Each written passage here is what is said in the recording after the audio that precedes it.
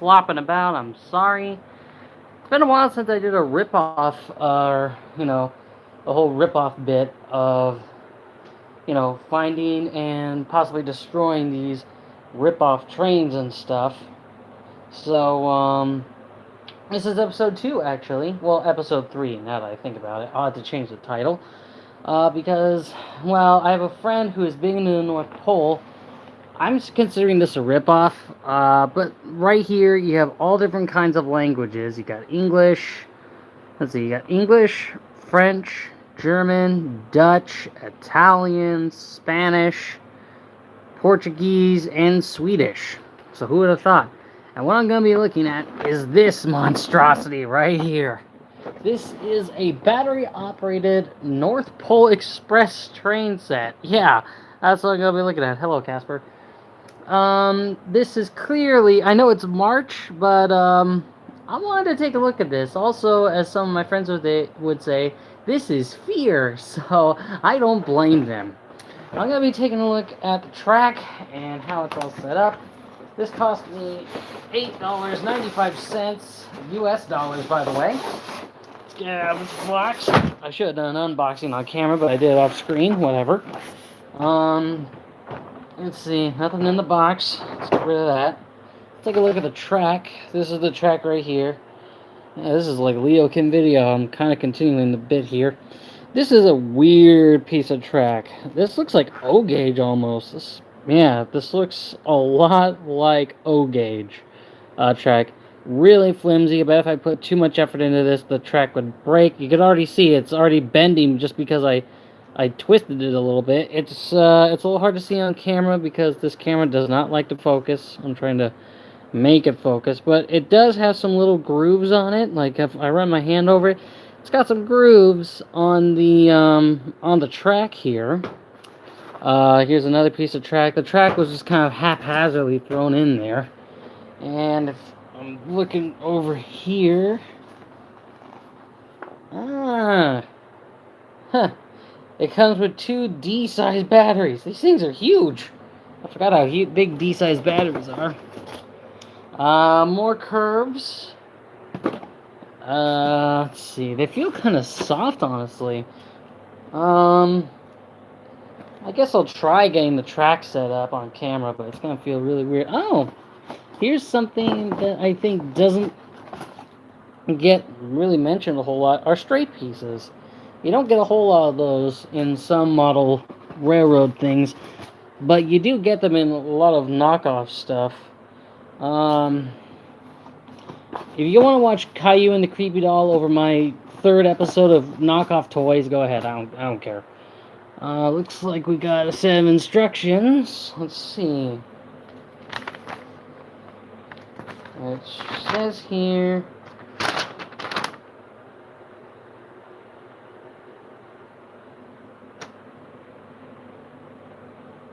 Read instructions carefully.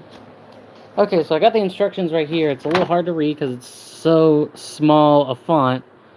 It says, read instructions carefully, battery-operated train set. Assembly. Assemble the sections of track into a circle by inserting the pins of one section into the end. Push the sections together as far as they will go. We strongly... Operation. This honestly doesn't have like the really ugly, crude Chingrish that you would see, but I still consider this... It says scientific toys over here, down here, but I still consider this a blatant ripoff. Like, it's not your horrible, really bad stuff. Got some telephone poles, looks like. I'm just looking at some of the accessories here. You got a yard limit sign. And I'm not going to run this thing. More telephone poles. A stop sign. And that's it. Okay. On to the main event. I might do a 2-parter for this, but let's take a look at the coach. I'm really worried as to what this is going to look like. Oh my god. Well then, I don't recall... Wow. Hello, Lucas. This does not feel right at all. And something fell off. If I could find it in here. Yeah, here it is. It was this piece right here that fell off. I think it's supposed to snap into... It doesn't even... This piece here doesn't even fit into that hole. So, like, what's the point of this thing? I think it's just trash. But this is one of the North Pole Express coaches. And my, oh my... This is not what I remember from 2004. There's some smudge marks, like right here, and I think over here there's some scratch marks. It's a little hard to see because my camera just loves not focusing. Here's the front. You can see that it's detailed. It's a little detailed. There's a door here, but there's like no window. I'm looking inside through that hole. It's completely hollow in there. But these couplers are super loose. I mean, really, that thing is just loose as heck. This part right here, the bogey, feels like it's just gonna come off if I keep like pulling on it. I'm not gonna do that. I'm gonna hold on to it. Unlike the last one, I accidentally completely destroyed because I couldn't get to a screw on the bottom.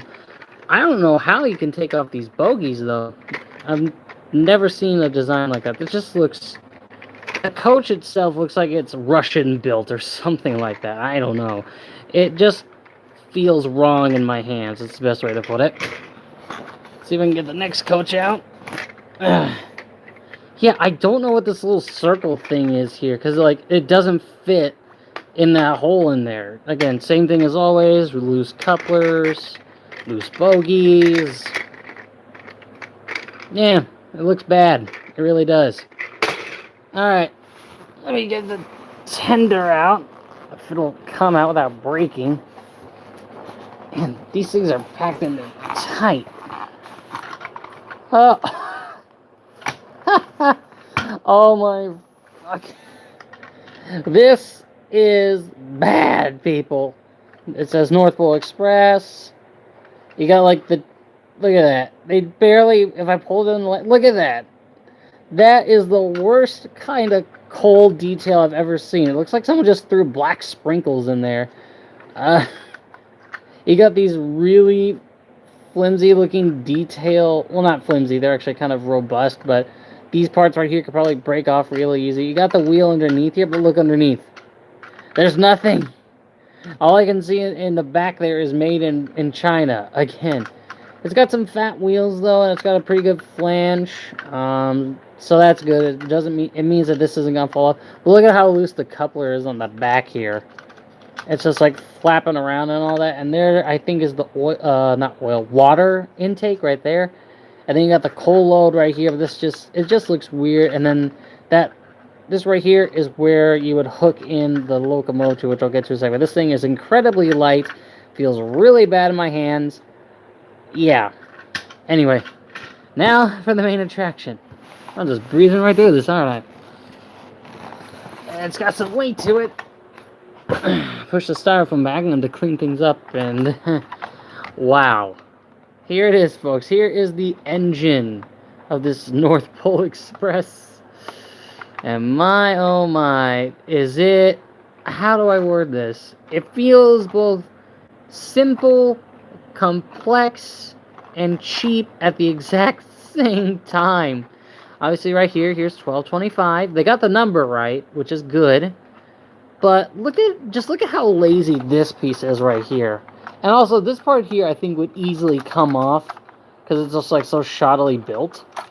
You got North Pole Express here, which is not the way you would put on a... That is just wrong on so many levels, because you wouldn't write North Pole Express like that on the side of the engine. If I were to put this aside, bring in the tender, like this is the proper way to do it. Even if it's the wrong thing where it says North Pole Express, when it should say Polar Express, this at least is appropriate. This right here is not appropriate in the slightest. I can't tell if it has a smoke unit in there. I'm kind of tempted to take this apart and see if it does. I mean, it might, which would be pretty sweet if it did, like the last one, which I unfortunately pulled apart. it's very back heavy. Like, if it's like there's nothing up here in the front, but it's very back heavy. This is where the batteries are, right here. I'm trying to spot the there it is. The switch is. This is just really kind of cheaply built. It's not greasy like the last one, but the thing is I can turn the wheel here, and I think I can engage the gears a bit. Is it a push along? Nah, the gears are engaged here, so I can't really do anything. It's look. Here's the front. It looks like a German engine or a Japanese engine or something like that. I don't know. I'll take this apart probably in part 2 and see what I got on the inside here. But let's see if it has any sounds. No, it doesn't. It just kind of scrapes along. It's got a nice headlight though, I won't lie. So you can see where like the pistons work and all that. I was expecting some sound. I mean, for $9 though, $9 US, it's not bad. These front 2 wheels here, freewheel. The last wheel here has gears engaged. So let me turn it on again. I mean, look at how lazy the this part is right here. Wow, I put a little pressure on there, and it's already struggling. But yeah, I'm going to open this guy up, and there's plenty of screws here. But one thing I noticed is that these wheels here have those little, like, tooth marks. Not tooth marks, but you know what I mean. They have, some teeth marks, so if I bring in a piece of track here, and put this down on it, it'll get some grip. It doesn't have any rubber wheels or anything, but like in part 2, once I clean things up, I gotta go run an errand. I'll set this back up and then, take a look and see if this is any good or not. And I'm really curious if there is a smoke unit in there, because I can't see anything down this chimney, but I didn't see any smoke come out when I turned it on. It's all part of a mystery, folks. But I'll be inevitably sure to take a look inside for you guys once I get a couple things done. Also, if I do this, it just stops together. There's not enough power to keep my, and I just let go and off it goes. So I'm really curious as to what's inside this thing, because it feels very light on the front and very heavy in the back. I'll leave it here, and in part 2, I'm going to be taking a look inside this locomotive and see what its guts are made of. Until then.